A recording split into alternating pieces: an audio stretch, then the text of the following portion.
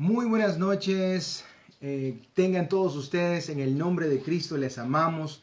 Soy el esposo de la pastora Luisa Mendoza, el hermano Raúl Mendoza, dándoles la bienvenida para este culto de adoración al Señor. Vamos a tener una corta oración, después tenemos una alabanza que aquí la vamos a cantar entre mi hija y la esposa, la pastora. Y después le damos el tiempo a la pastora que nos trae la palabra esta noche. ¿Ok? Señor Padre Santo, te damos gracias otra vez por estar reunidos en tu santo nombre. La palabra nos dice, nos registra, Señor, que donde hay dos o más reunidos en tu nombre, ahí estás tú. Aleluya. Señor, te damos gracias por eso, Señor, porque tú cumples tus promesas, Señor. Sí, Padre, Dios. te pedimos, Señor, que esta noche, este mensaje no caiga en vano, no caiga en oídos sordos, sino que caiga en oídos atentos y corazones dispuestos a hacer tu santa voluntad, Señor. En el nombre de Jesús de Nazaret. Amén. Amén. Ahora vamos a entonar este canto, esta alabanza que la conocemos bien, es bien simple. Por favor, en sus casitas, canten conmigo. ¿Okay? Le voy a pedir a mi esposa, a mi hija que canten conmigo también. Es la de Tu fidelidad es grande. Tu fidelidad es grande, tu fidelidad incomparable es. Nadie como tú, bendito Dios. Grande es tu fidelidad. Tu fidelidad es grande, tu fidelidad incomparable es. Nadie como tú, bendito Dios. Grande es tu fidelidad. Una vez más.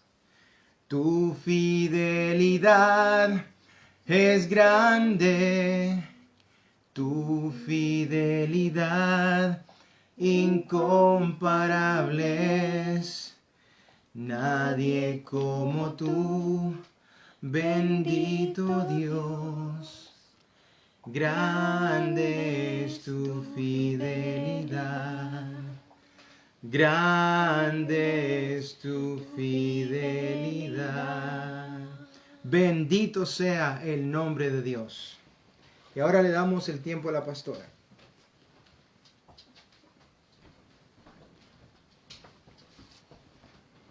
Buenas tardes y muchas bendiciones a todos.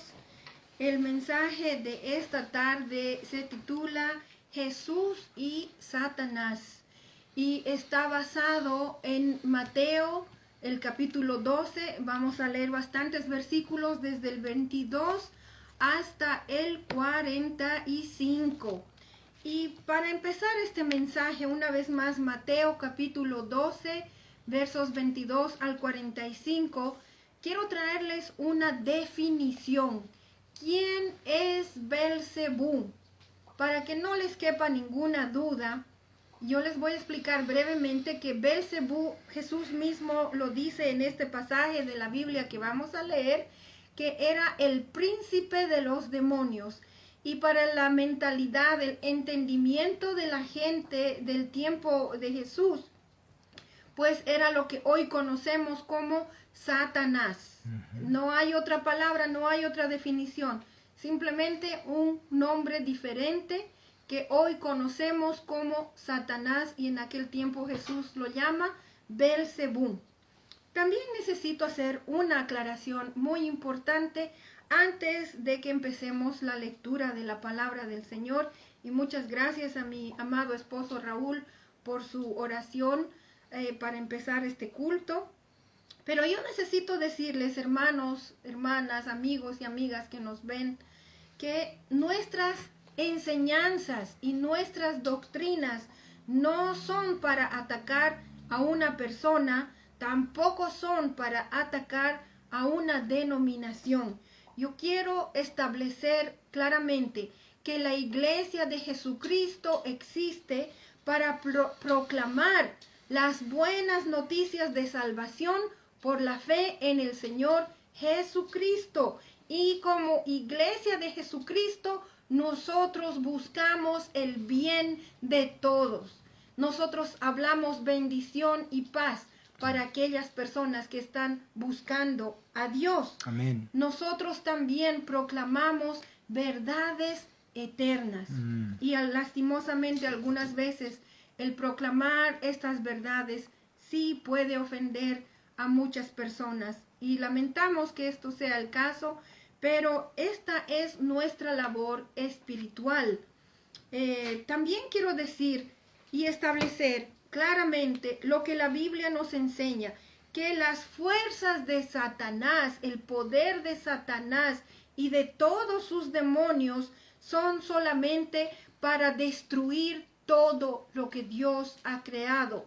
Tanto la naturaleza como la conocemos, los animalitos, la creación entera, pero especialmente Satanás busca herir, destruir al ser humano, a quien Dios más ama. Esa es la verdad. Ahí está incluido usted, estoy incluida a yo misma. Satanás nos aborrece y busca destruirnos. Así es. Esas son algunas verdades que es necesario establecerlas claramente. Y lo último que quiero decir antes de entrar a la palabra es que estamos en una lucha espiritual constante entre el reino de Dios y el reino de Satanás. Una vez más se lo repito, es una lucha espiritual en la que todas las personas estamos en este momento, y hay dos reinos, el reino de Dios contra el reino de Satanás. Así o el es. Reino de Satanás contra el reino de Dios. Así es. La pregunta que les suplico, ustedes la anoten, piénsenla, considérenla. No es solo una pregunta, pero una pregunta muy importante que le voy a hacer antes de empezar. ¿En qué reino estás tú? ¿Estás en el reino de Dios o eres parte del reino de Satanás? ¿Por qué lado estás peleando tú? ¿Por el lado de Dios, con Dios, o estás peleando con Satanás contra Dios? Esas son preguntas, les suplico. Si las quiere anotar, anótelas, piénselas y respóndase a sí mismo. ¿En qué reino estás tú? Yo me he definido hace muchos años. Yo estoy en el reino de Dios. Mi pelea, mi lucha diaria es con Dios contra el reino de Satanás. Así es. Quiero decirles también, no existe una posición neutral. O estás contra Dios o estás contra Dios. No hay una posición en el medio. No hay una posición neutral, se lo repito y lo recalco, y me lo han escuchado decir más de una vez. Usted tiene que tomar su determinación firme y con toda convicción. ¿En qué lado está usted? El verso 30 de este versículo, y disculpen que me anticipen leerlo, Jesús mismo dijo, el que no está de mi parte está contra mí. Claro, no lo voy a elaborar más, es bastante claro. Y con esto vamos a leer los versículos 22 al 30. Amén. No es todo lo que vamos a leer, por si acaso. La palabra del Señor, Mateo capítulo 12, versos 22 al 30, y dice así: un día le llevaron a Jesús un endemoniado que estaba ciego y mudo, y Jesús lo sanó, gloria al Señor, de modo que pudo ver y hablar. Toda la gente se quedó asombrada y decía, ¿no será este el hijo de David? Pero al oírlo los fariseos dijeron, este no expulsa a los demonios, sino por medio de Belcebú, príncipe de los demonios. Jesús conocía los pensamientos de estos hombres y les dijo, todo reino dividido contra sí mismo quedará asolado, quedará destruido. Y toda ciudad o familia dividida contra sí misma no se mantendrá en pie. Si Satanás expulsa a Satanás, está dividido contra sí mismo. ¿Cómo puede entonces mantenerse en pie su reino? Ahora bien, si yo expulso a los demonios por medio de Belcebú, los seguidores de ustedes, ¿por medio de quién los expulsan? Amén. Lo que nos da a entender que entre los fariseos mismos también expulsaban demonios. Por eso ellos mismos los juzgarán a ustedes. En cambio, si expulso a los demonios por medio del Espíritu de Dios, eso significa que el reino de Dios ha llegado a ustedes. Bendito sea el Señor. ¿O cómo puede entrar alguien en la casa de un hombre fuerte y arrebatarle sus bienes, a menos que primero lo ate? Solo entonces podrá robar su casa. El que no está de mi parte está contra mí, y el que conmigo no recoge, esparce. Amén. Amén. Amén. Vamos a pretender, como hicimos la semana anterior, que estamos en una corte donde están los acusados, los acusadores y también habrán testigos. Entonces vemos aquí que los acusadores, una vez más, son los fariseos. Uno de las traducciones para el nombre Satanás es el acusador. Así es. Entonces, ahí están los acusados, los acusadores, los fariseos.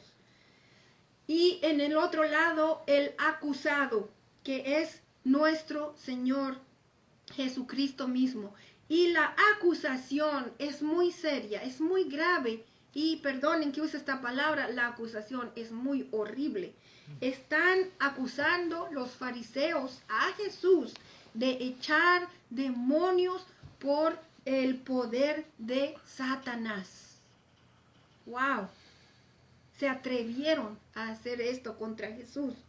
Pero una vez más, nosotros sabemos que nuestro Señor Jesucristo es el mejor abogado defensor que una persona puede tener. Amén. Y Él sí se defendió a sí mismo. Y vemos aquí que en su defensa Jesucristo nos da un ejemplo que es muy claro. Yo creo que todos hemos visto esto. Cuando un reino, una ciudad o lamentablemente decirlo, una familia está dividida entre sí misma, no puede mantenerse en pie. La segunda defensa que Jesucristo utiliza es que también entre los mismos fariseos habían personas que echaban demonios y ellos lo estaban haciendo por el poder de Dios. Y esa es la segunda defensa que Jesús les presenta. Y el tercero, la defensa más fuerte, la más poderosa, es que al haber sanado a un hombre ciego y mudo, que posiblemente también fue sordo, por eso no podía hablar, al haber sanado a esta persona quería decir que el reino de Dios ya había llegado. Ese es el testimonio que Jesús les da, que el reino de Dios ha llegado. ¿Y cuál es este reino de Dios? En esta instancia, en este ejemplo, es Jesucristo mismo. Jesús es la manifestación del poder del reino de Dios. Amén. Porque solo Jesús tiene el poder para echar fuera demonios de una manera efectiva y completa y total. Y es por eso que Él puede sanar al hombre que había sido, que había sufrido por bastante tiempo a causa de los espíritus que lo habían hecho ciego y mudo. Continuando con este pasaje, vamos a leer los versos 31 al 32. Y Jesús continúa hablando y dice: por eso les digo que a todos se les podrá perdonar todo pecado y toda blasfemia, pero la blasfemia contra el Espíritu no se le perdonará a nadie. A cualquiera que pronuncie alguna palabra contra el Hijo del Hombre, se le perdonará. Pero al que hable contra el Espíritu Santo, no tendrá perdón ni en este mundo ni en el venidero. Qué palabras más duras, difíciles. Pero quiero decir que hay personas, y han habido desde el principio con Jesucristo mismo, han habido personas que se rehusaron y que aún se rehusan a aceptar a Jesucristo. Y estas personas, si alguien me puede encontrar, Juan 3:18, estas personas ya han sido condenadas. Juan 3:18. El que en él cree no es condenado, pero el que no cree ya ha sido condenado, porque no ha creído en el nombre del unigénito Hijo de Dios. Amén. Entonces vemos, yo quiero decir esto, si estas personas se arrepienten y piden perdón por sus pecados, serán perdonados verdaderamente. Esa no es la blasfemia contra el Espíritu Santo. O sea, en otras palabras, rechazar a Jesucristo no es la blasfemia contra el Espíritu Santo, porque si uno pide perdón, se arrepiente, será perdonado y entrará al reino de los cielos. El libro de Marcos nos ayuda un poquito más a entender. Marcos 3, los versos 23 al 27, nos ayuda a entender un poquito más cuál es esta blasfemia contra el Espíritu Santo. Y lo dice claramente, es atribuir a Satanás las obras que el Espíritu Santo hace. Jesús fue ungido por el Espíritu Santo para proclamar las buenas noticias. Jesús fue ungido por el Espíritu Santo para echar fuera demonios. Amén. Jesús fue ungido por el Espíritu Santo para sanar. Entonces, el atribuir a demonios o a Satanás la obra que es del Espíritu Santo es un pecado que no tiene perdón, y hasta donde yo sé es el único pecado que la Biblia llama imperdonable. Y hermanos, hermanas, amigos, amigas, quiero pedirles yo con mucha humildad y con mucho amor, tenemos que tener cuidado y sabiduría cuando juzgamos alguna situación. No vayamos a atribuir a Satanás lo que Dios pueda estar haciendo a través de su Espíritu Santo. Lamentablemente, a través de este pasaje vemos que los fariseos estaban más ciegos que el hombre que acababa de ser sanado de la ceguera. Ellos, qué triste decirlo, no pudieron alegrarse de que un hombre ciego y mudo pudiera recobrar la vista y pudiera hablar. Amén. Ellos endurecieron su corazón contra Jesucristo, algo que podía haber sido perdonado, pero lamentablemente en esa dureza de su corazón dijeron, sin pensarlo tal vez, pero igual lo dijeron, que estas obras habían sido hechas por el poder de Satanás. Continuando con este pasaje, vamos a leer los versos 33 hasta el 37, y dice: si tienen un buen árbol, su fruto es bueno. Si tienen un mal árbol, su fruto es malo. Al árbol se le conoce por su fruto. Al cristiano también se le conoce por su fruto. Amén. A toda persona le conocemos por su fruto. Camada de víboras, ¿cómo pueden ustedes que son malos decir algo bueno? De la abundancia del corazón habla la boca. El que es bueno, de la bondad que atesora en el corazón, saca el bien. Pero el que es malo, de su maldad saca el mal. Pero yo les digo que en el día del juicio todos tendrán que dar cuenta de toda palabra ociosa que hayan pronunciado, porque por tus palabras se te absolverá o se te perdonarán todos los pecados, o por tus palabras se te condenará.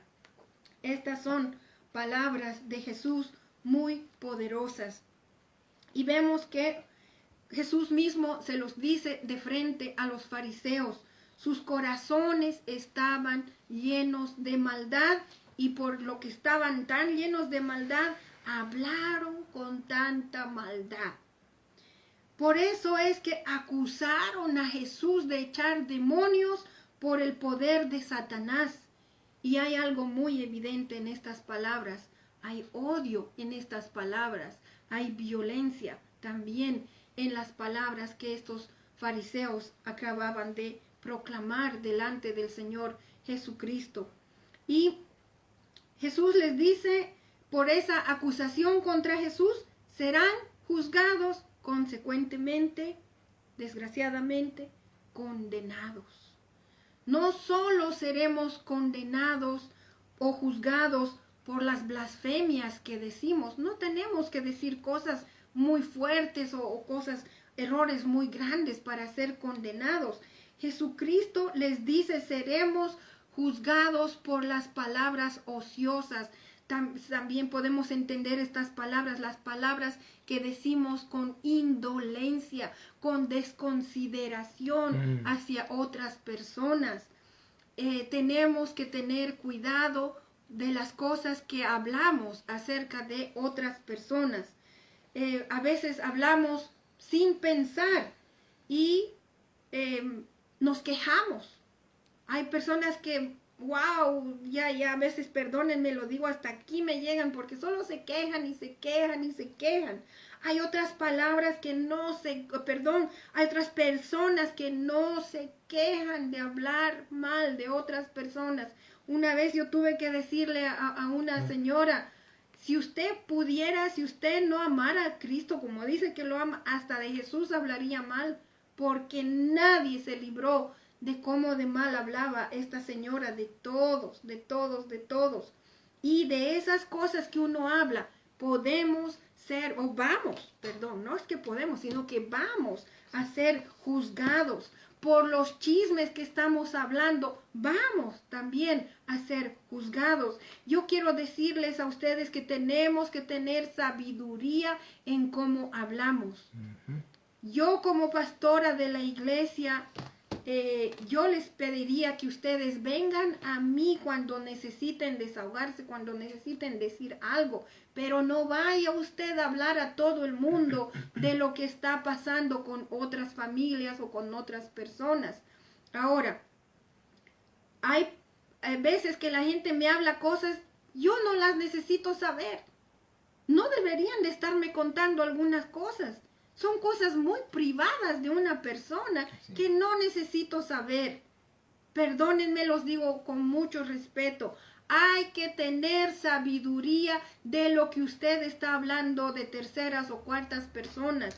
Y hay que tener sabiduría con quién usted está hablando, porque de todas estas palabras que utilizamos vamos a ser juzgados. Amén.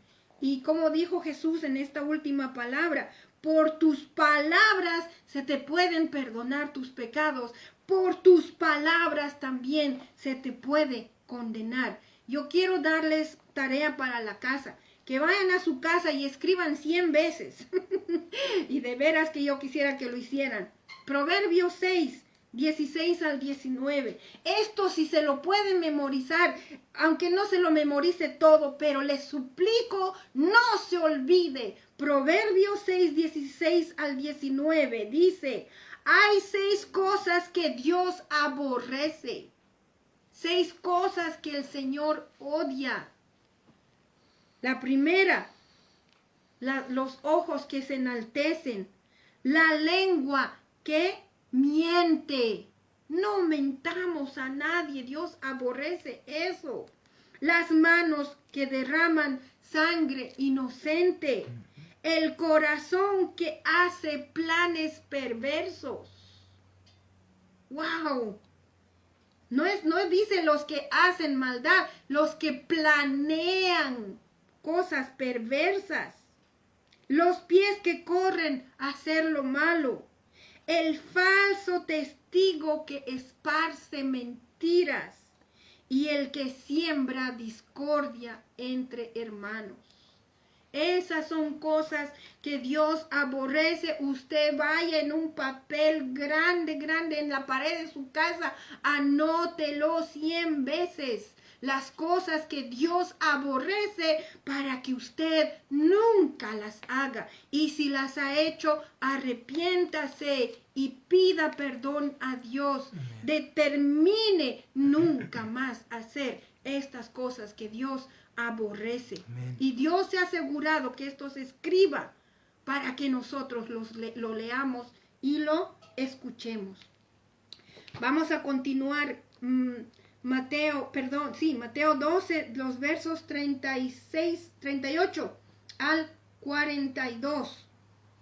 Algunos de los fariseos y de los maestros de la ley le dijeron: Maestro, queremos ver alguna señal milagrosa de parte tuya. Jesús les contestó: esta generación malvada y adúltera pide una señal milagrosa, pero no se la dará más señal que la del profeta Jonás. Porque así como 3 días y 3 noches estuvo Jonás en el vientre de un gran pez, también 3 días y 3 noches estará el Hijo del Hombre en las entrañas de la tierra. Los habitantes de Nínive se levantarán en el juicio contra esta generación y la condenarán, porque ellos se arrepintieron al escuchar la predicación de Jonás. Y aquí tienen ustedes a uno más grande que Jonás. La reina del sur se levantará en el día del juicio y condenará a esta generación, porque ella vino desde los confines de la tierra para escuchar la sabiduría de Salomón. Y aquí tienen ustedes a uno más grande que Salomón. Estas personas que están acusando a Jesús piden una señal milagrosa. En otras traducciones dice una señal grande desde el cielo, una señal portentosa. Eso es lo que ellos piden de parte de Jesús, porque no están convencidos con nada de lo que Jesús había hecho hasta aquel momento. Y les voy a enumerar algunas de estas cosas a las que ellos se rehusaron a aceptar como pruebas o como señales de parte de Dios. Ellos tenían la palabra de Dios, incluyendo las profecías acerca de Jesucristo, que ellos no la quisieron aceptar. Ellos también tuvieron el ministerio de Juan el Bautista, que proclamó que el reino de Dios se había acercado y les pidió que se arrepintieran. Pero ellos, los fariseos en particular, no aceptaron a Juan el Bautista. También tuvieron, nada más por dar un solo ejemplo, en ese momento tuvieron la sanidad del hombre mudo y ciego. Sin embargo, prefirieron atribuir ese milagro a Satanás solo por querer rechazar al Señor Jesucristo. Y ahí está Jesús mismo, alguien más grande que Jonás, alguien más grande que Salomón con toda sabiduría, y a él lo rechazaron. Y ahí tienen el Espíritu Santo mismo de Dios confirmando el ministerio de Jesús. ¡Wow!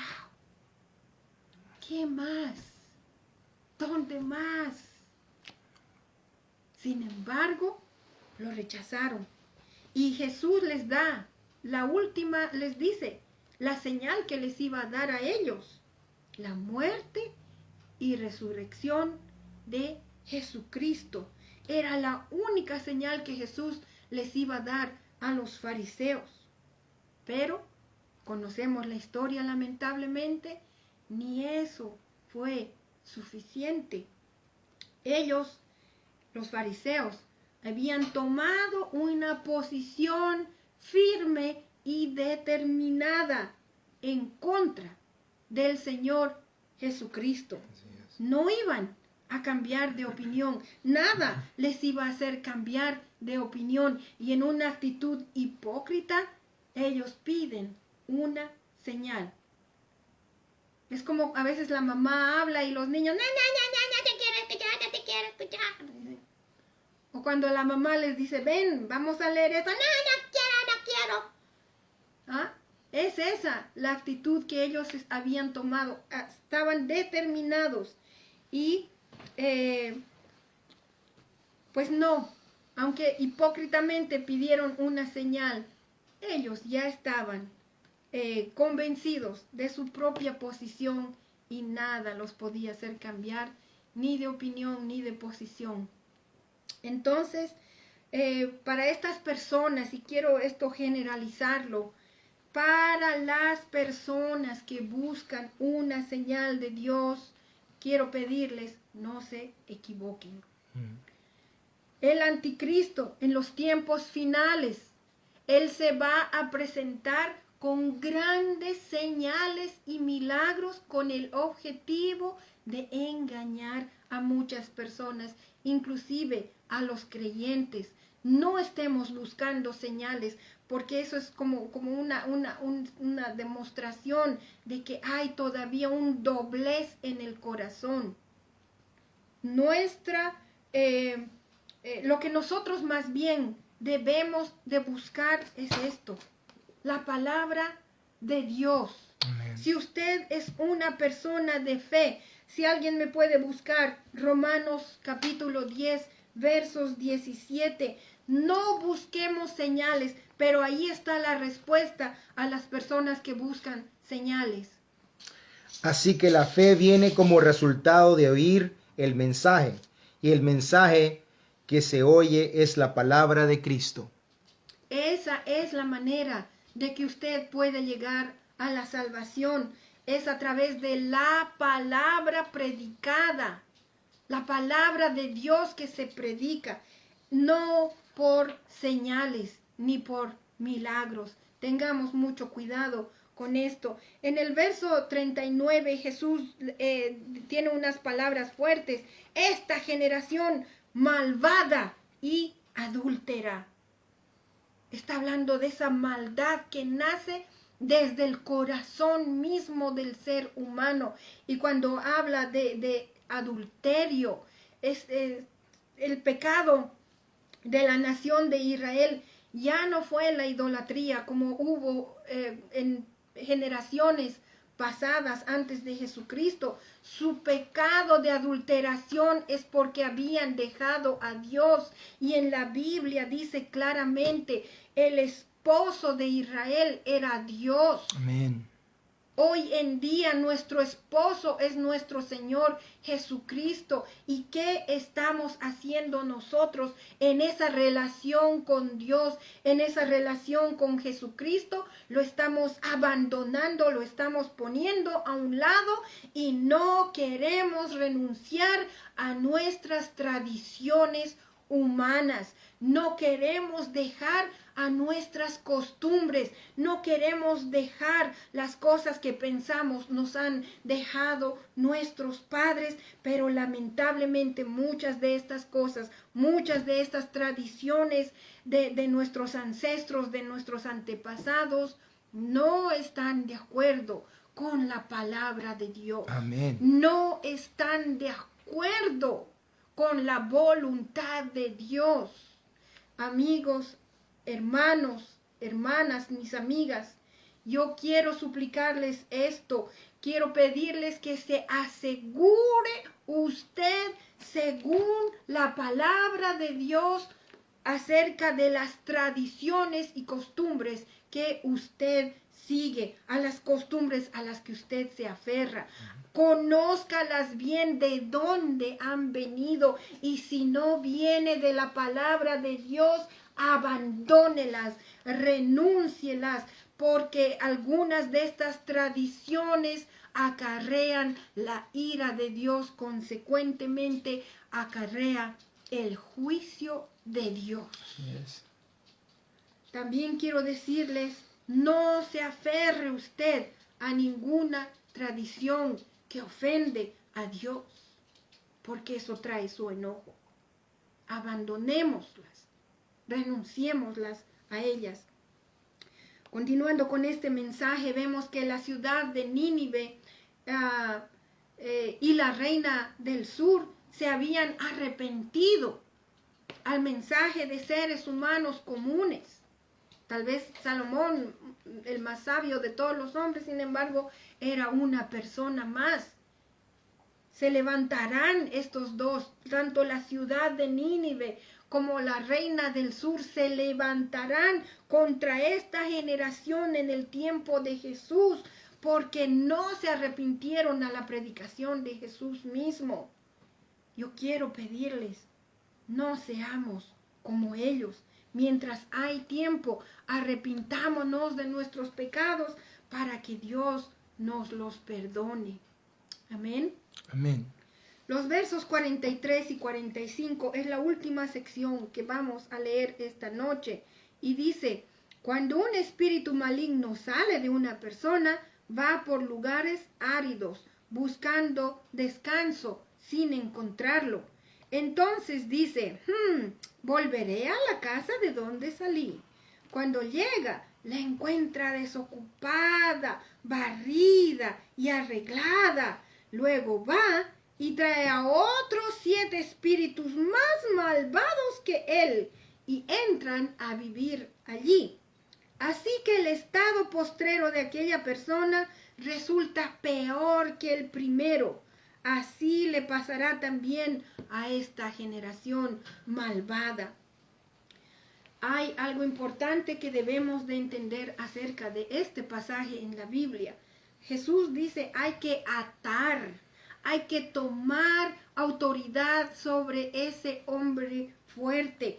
En otras palabras, hay que tomar autoridad sobre Satanás y todos sus demonios. Amén. Que hay en cada ciudad, en cada área, incluso en cada familia hay potestades espirituales del reino de Satanás.